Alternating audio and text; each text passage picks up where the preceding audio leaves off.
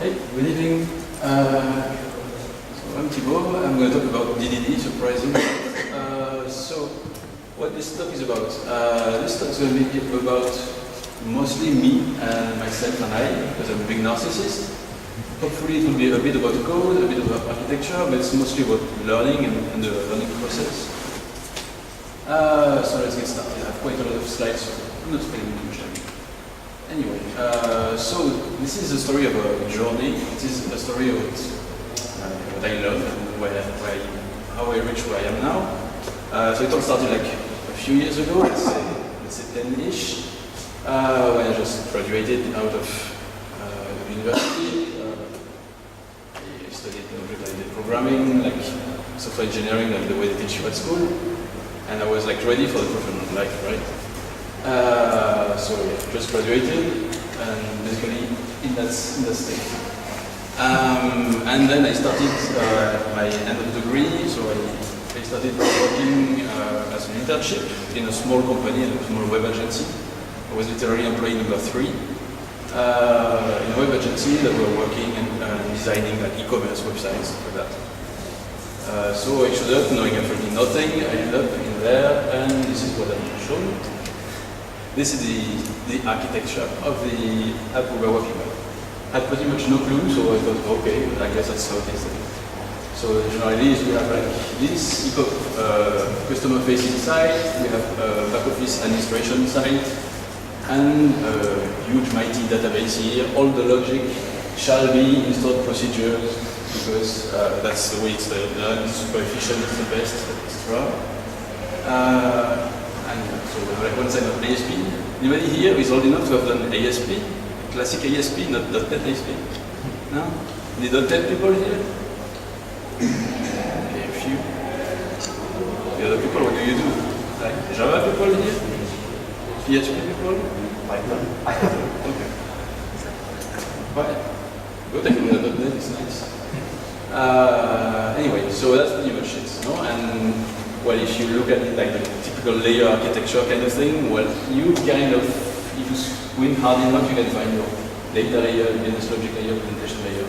Except like a big part of it, a big chunk of it is actually in your databases.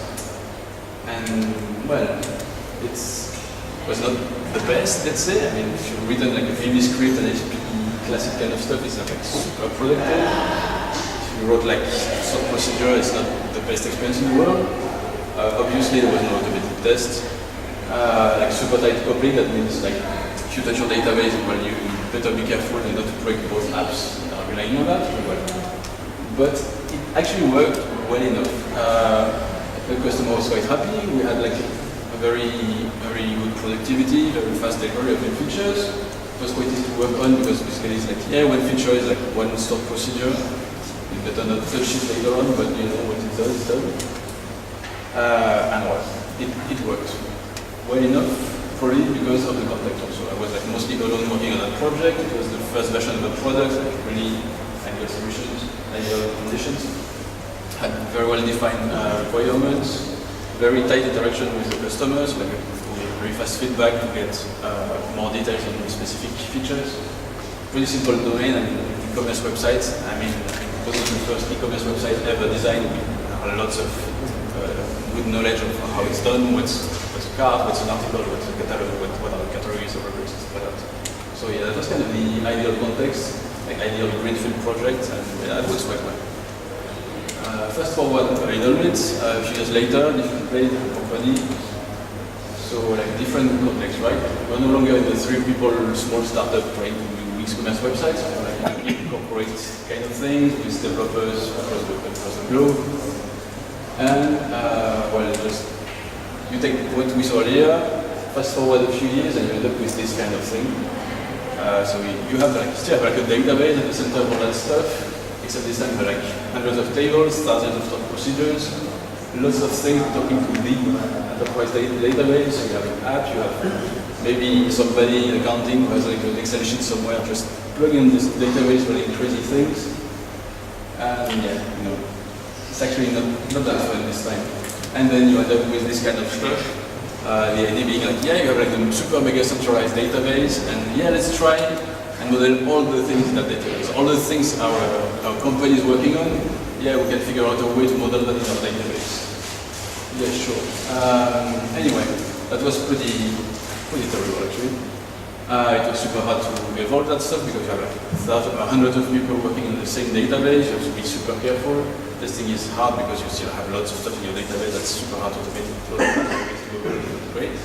Versioning and collaborating is also slowed down in that case. Performance was not great because you have like all these people doing crazy joins all over the tables. And well, the solution to this issue was like, yeah, you know what, we're going to hire a team of 50 DBAs, database administrator working full-time on how to maintain, keep that thing alive, not just asking to die. Like the database committee will meet every month and the database change process, and you have a process where you have to ask for changes, like with an official request, and if you're lucky enough in the following month, well, you have your changes in your database. If the DBA agree, it's like a meta database that describes the schema of the database, so we can actually make sense of all that crap.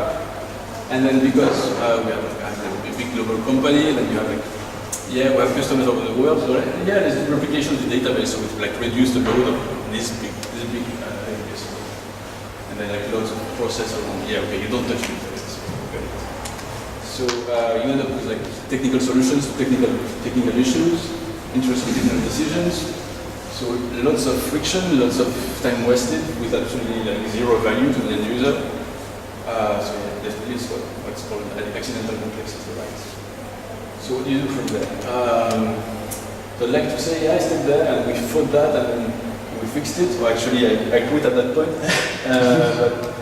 But I'm going to speak a bit more about my experience, my following experiences, which pretty much has been from then to like avoid that happening again, never to work on that kind of project again. So generally, it's kind of okay. How do you move away from this kind of database first, database-driven design, right? So the idea is to move away from this, like, yeah, this is the database, and then stuff, small stuff, asking queries like that, to, well, the database is just an implementation detail, it's just persistence, it's infrastructure. Really. So is it relational database, DB, category store, doesn't really matter really. And the idea is to focus not on this technical kind of growth that takes lots of time, but to focus more on what provides value to the business and have a way of telling the user, the business people, our customer, to say, yeah, this thing, well, never to have to say to the customer, well, we're going to take, yeah, you know, a few weeks to that feature because we have to figure out how to replicate the database and then the indexes, and when they don't really not paying us for that. So, yeah, so how do you move away from that? So, first step, so I'm going to describe a bit the thing I have been doing in the following years. So it's like accumulated things or tentative or attempts on different code bases, different projects. The idea was to improve every single time on top of what we've done before. So yeah, step one is like how do you move? Is to move the logic back from the code to your app. So that's the idea is to help a bit with maintenance, with deployment and stuff like that. The less logic of a database, the easier it is to test also. To move from this thing where like business logic is somehow entangled in the middle of the data in the database to something that is clearly delimited and deployed separately and stuff like that. So just keep the data in your database and nothing else, because why would you? So what we did in that case was, okay, well, we want to get rid of stored procedure, let's use an ORM to actually write our queries in our code and deliver that as part of the application code, not as part of the database. So yeah. First step was, well, you take your database, and from there you can generate all the code, the access code, the ORM code for that. So I guess not many people work with .NET here. I guess SD framework is not something you know much here, but anyway, just keep it going. So you end up with things like that. You have like, basically for every single table you end up with a class that is roughly a DTO, right, with properties, data properties in there, and some things that are more like that's called navigation properties, so that's links from a table to another table. And you end up with this thing called a DB context, which is kind of your entry point to access your database. So it has a list of basic analysis of all the tables, and you can do queries on that. And you can then do things like that. You can load your context and then do queries that look like this. Because that's take your table customers, filter where the customer ID is this, and just take the first one that you find. And you can do things like that, or you can do more. In that case, I'm finding it, updating that stuff, and saving it back in the transaction. And that one is a more advanced query where you kind of translate to SQL really at the end. So you have your where clause, your other clause, you can include, which kind of means to go fetch this foreign key reference. Anyway, the idea is that you're moving over your queries from your stored procedure back to your code. And well, that's a bit better. We got rid of at least the business logic in our DDD. That means also simplifies the deployment of the database. It's actually quite fluid, I think. It's not too bad if you know C# and you're used to Pascal case. But it's still quite a bit messy, right? I mean, so we ended up with having like this for every functionality ends up being like a static method we have there. It's pretty much taking our stored procedures and moving them to C# code. So it's not really testable because of static state. We are kind of hard coding the way we are connected to the database, coupling. So we still have a big entangled data and business logics thing. So what we do, we need to do then is to improve a bit, iterate on that, and better layering to go from this to that. So let's do that. The idea is, can you see anything there? So here we separate our business logic layer, our data layer. So what we do is, for business logic, we say we keep all the logic in services, and we keep all our data access in the repositories. And you end up not going to cover that now. That's another thing.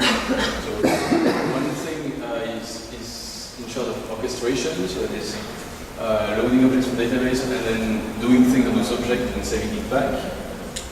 Repositories is a way of hiding the implementation details. Really, it's to hide the data access. Everybody here familiar with repositories? So we end up with stuff like that. So things get by this, get by that, add, update, delete, typical CRUD kind of interface. And it looks like this. So we're still using our DB context stuff, and we have queries in there. And this DB context stuff is actually something we can inject now, so we can fake it, we can mock it, we can use in-memory database for testing and things like that. And then we have our services, which are pretty much trying to encapsulate use cases. So we end up with like one method for every single use case in our app. In that case, we use like request and response as DTOs to pass in parameters and get responses back. Doesn't really matter. And with services, we inject the repository, so we can inject the fake repository there as well when we want to test and mock. And we end up with this sort of method that first let's load something from the repository, then change this and change this property and this one, and then we just set it all. Nothing crazy advanced here. So that's actually quite an improvement because we've decoupled a bit our stuff. So we create interface. We can test properly, use mocks, whatever we need to do. It's more testable. We have a clearer way of saying where we put things. So we have clear definition of what a repository is, what goes in there, what's a service, what goes in there. So we have let's say guidelines for other developers where to put their stuff, put their code. But actually, there are a few things we need to go back to. There's this thing about object graph. So what we did right now is we took our database model and pretty much translated to C# code. Typically, in your database first approach, you will have like a very normalized database with lots of relationships, foreign keys, and stuff like that. So this question is like, okay, I have this sort of database. When I load an order, what else do I load? Do I load like just the order and then later go query something else, where you load like all the freaking graphs, that means the order and the employees and anything that's somehow related there. So it's probably much in a case that would be like all the tables, I guess. Where like load the order and then leave some stuff like non-populated and whatever. I can use things like lazy loading. That means that whenever we access it on demand, it's going to load it from the database. So the answer to that is to actually clearly define where we cut the dependencies somehow. So that's defining aggregates. So they make clusters of objects that kind of live together and belong together. And the base rule we come to say, when we work with orders, I always load an order, the order details, which are the lines, and nothing else, for instance. And that's the rule. We always work with this kind of cluster of objects. So in our case, for instance, when we work with orders, we load these two tables and nothing else. We ignore all the other relationships. And then this other thing with object language. So in the generated codes from our database, we have all the relationships are also there, navigation properties. So if in our database an order has a foreign key to other details, which is a prerequisite, so we end up with an order that has a collection of other details, and then you also have the reverse relation, and other details have a relation to its order. That's actually in object-oriented design, that's pretty much optional, right? Like a cyclic dependency kind of. And the question is also here, okay, where do I start? Where do I end? Who's the boss? We have kind of a chicken and egg problem here. So what we do in this case is define or identify what we call the aggregate root. That's the entry point to our aggregate. So we have this cluster of objects, and the idea is we always start or access these things from the entry point. And the idea is that dependency goes only in one direction, right? You don't have an order that has details that goes back to the order and it just gets crazy and gets complicates everything. So we arbitrarily somehow define that we will always load through the aggregate. So in that case, for instance, we say, okay, the aggregate root in the order, always go through the order, and then we go through the other details, we access the other details through the order. That means we can just remove this navigation. There's no way back from order details back to order. We define it will be like that, and that's it.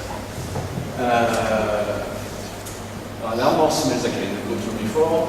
So like if you look at the code in our services with these kind of things, that's kind of, that's something to be on method because it doesn't finish here, it's a bit longer.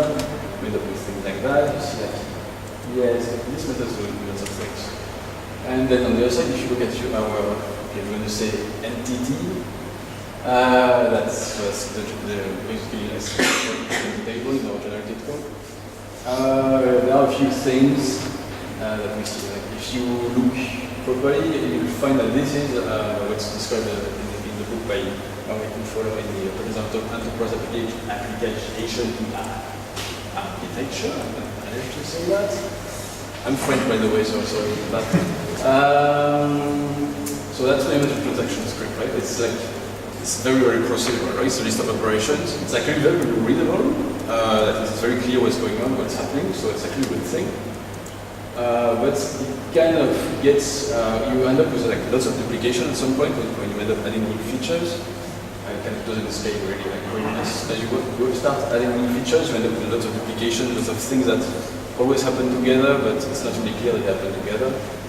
And what we have on the other side is a dynamic domain model. So that's really not even a domain model. That's pretty much DTO. So the idea is to fight a bit against that with issues. So number one with your domain model is like don't expose the setters like ever or almost ever. Nobody should be setting things in your entities. From the outside, the only entry point, as we said before, is aggregate root. We want to enforce invariance. That is, again, that's kind of a continuation of not exposing setters. We don't want people like modifying our internal state. We want proper public methods to that. And mutation only through methods. And the idea is to have methods with a proper name. So we don't have like a CRUD method, we have a proper methods named after like business operation. So that's quite heard about ubiquitous language and things like that, that's kind of continuous. So the general idea is to make invalid states impossible to represent. That is, our aggregate takes care of internal state, nobody can touch it from outside, and the aggregate takes care of keeping it in the consistent state. So what that translates to, so that means going away from transaction script and going towards a domain model.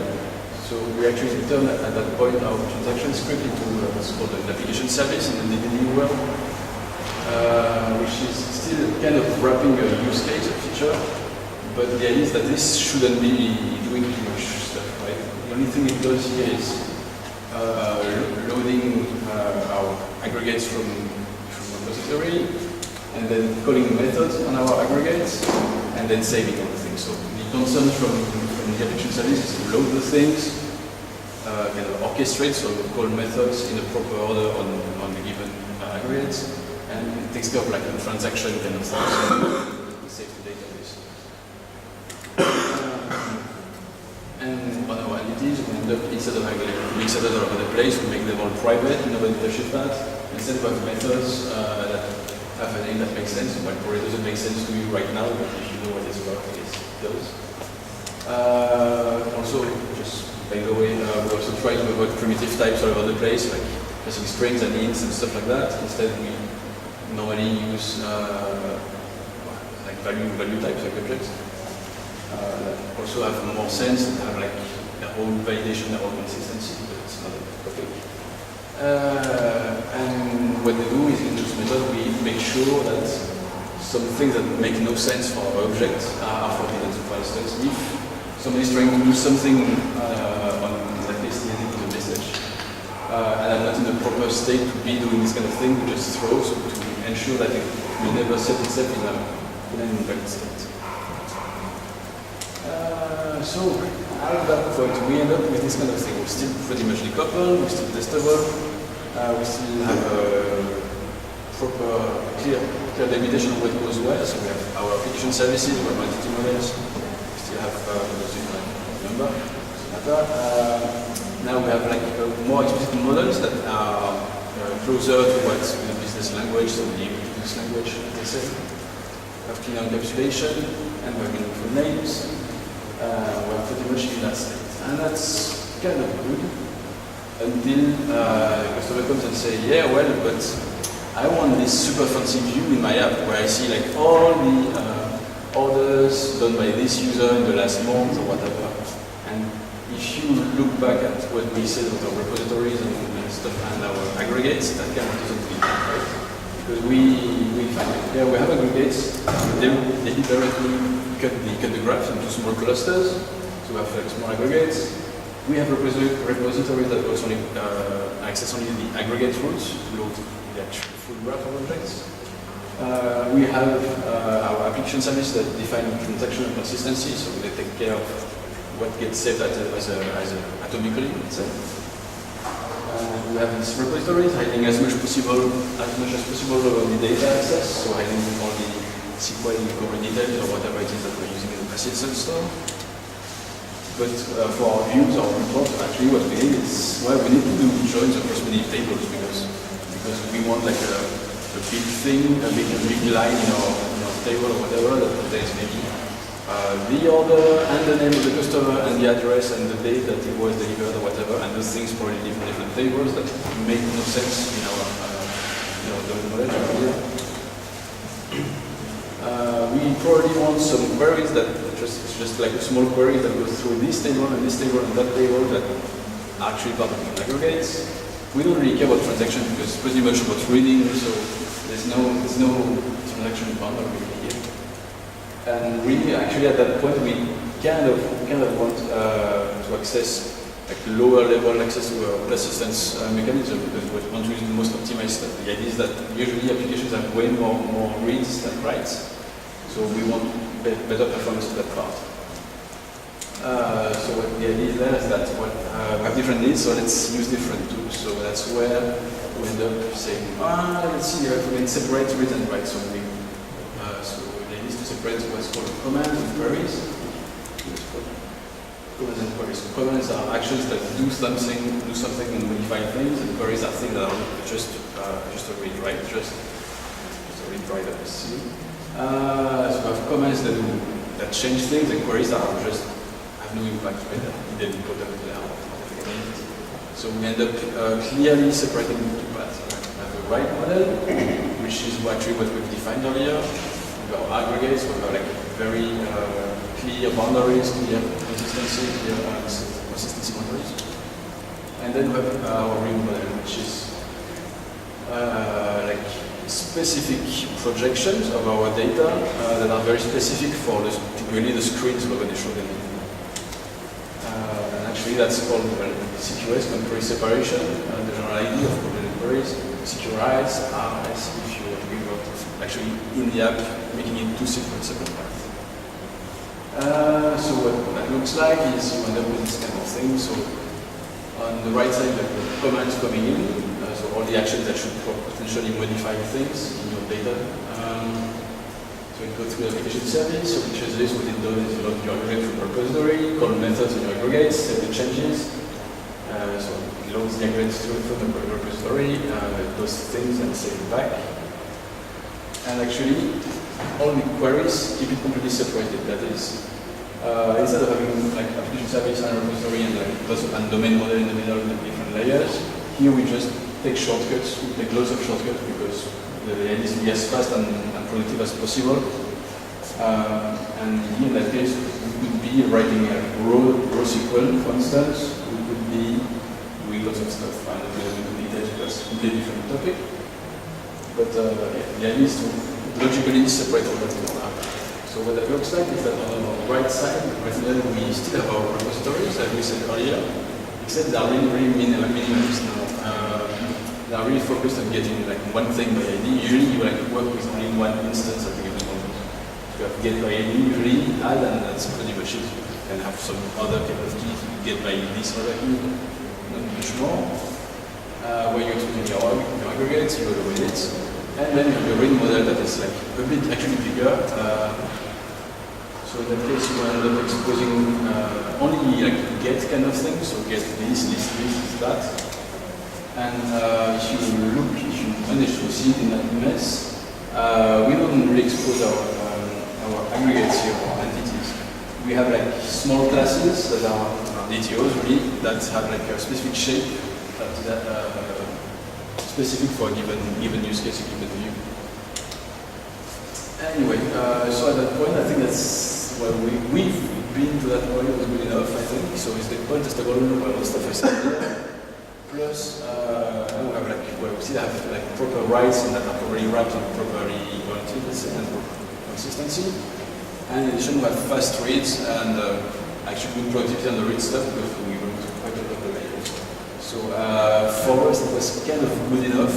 Could have probably gone further and go towards like more hardcore CQRS and stuff like that with actually different storage. In our case, we kept on using actually the same database for both read and writes, just in the app to like logically separated path. Anyway, so generally I'm almost done. I don't know if I'm good in typing. Yeah, good in advance, great. So the generality is that somehow that was kind of a way of smoothly introducing DDD concepts in our team. Somehow kind of accidentally, really, because when we started, we had no clue about what DDD was. We kind of knew a bit about like, it was more about like object-oriented design and stuff like that. It turns out that at some point you say, you know what, it looks a bit like what they do in DDD, or they have this and that. So the general idea is to look at what you're doing, watch out for code smells and stuff like that, and see how you can improve. And also to use the right tool for the right job. There's usually no need to over-engineer. Just like try to fix the issue you have right now. Don't try to fix the issue that Facebook is having with their 3 billion requests per minute, whatever. And do what's best for your context. That's kind of. But anyway, I should probably not listen to what I'm saying because I still have pretty much my own doing. Anyway, if you want to go further, there are some things I didn't mention, but you know where to find those, right? Actually, we did go a bit further, but we did go with domain events and stuff like that. But I thought we started a bit long. I think I'm done, so now it's time for questions. Thanks for listening.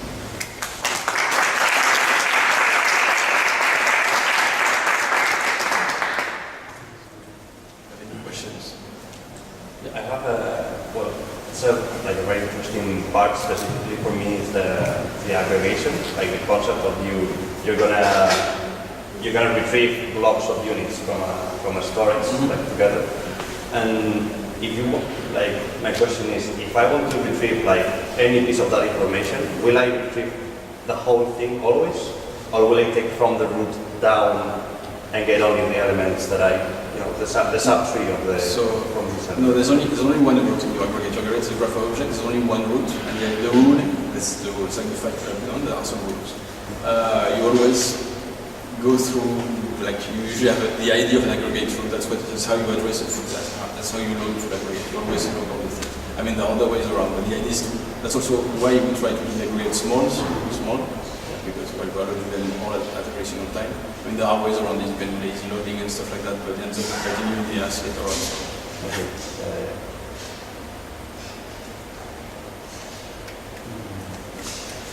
I guess the question, you have talked about a single microservice, which is you have talked about a single microservice, so to speak, that is working in isolation. But what happens if, as part of the aggregate that you need, as part of the entities that you need to handle, what happens if you have to intermingle in those entities data coming from, for example, from another service? I haven't had this problem, so we are lucky enough. I mean, it was pretty much a monolith, like a modular monolith, or whatever you call that, like a monolith proud to be a monolith in our case. And when we went a bit further, we went the other way. That is, we had one of the apps, kind of like the master of the thing, and was publishing events to the rest of the world, and these other apps were actually listening for changes and getting notification about new changes and what to this data. That's actually not answering your question at all. So yeah, the answer is I haven't had to do it. We've used a few REST API and stuff like that, and knowing that we were introducing risk in our architecture somehow, but we're putting towards I think 2 REST APIs, and they were high availability, and they were in the same subnetwork. We have pretty much control over that, so it's really not latency is very low. We have control over that. We own all the stuff, so we kind of know. I'm not talking about the problems of having to access another microservice, but about maybe if when you need to serve, you are, for example, implementing a REST API, and you are giving away the data from your database. If in the size given the data that you have in your database, you also need to inject into those entities before sending them in the REST API, you need to send also data that is coming from a third service. How will you solve that problem? You mean keeping a local copy of the remote data, or? Yeah, actually, in that case, so that would be like the read path, I guess. And that is, we can actually synchronize with external sources, for instance, in a background task or whatever. If we don't need to be 100% synchronized, real time or whatever, that's when we're doing it. So we replicate some of the remote data, so in a kind of eventually consistent kind of way. So that means, you could have a background job that goes and asks this data from this remote service and put it in your local database that you serve through your query service, your query read model. That's when we're doing that. In some cases, it might be fine to query that remote stuff every time if the availability is good enough, I guess. But the thing is, if you have your read model, it's going to be completely different from your write model. So that means you can pretty much return whatever you want, and then the idea is just to find a way to get that data and make it as if it was local. Thank you.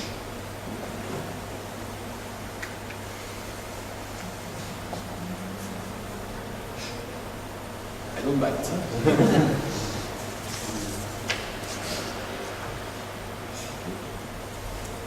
Yes, that's it. Next.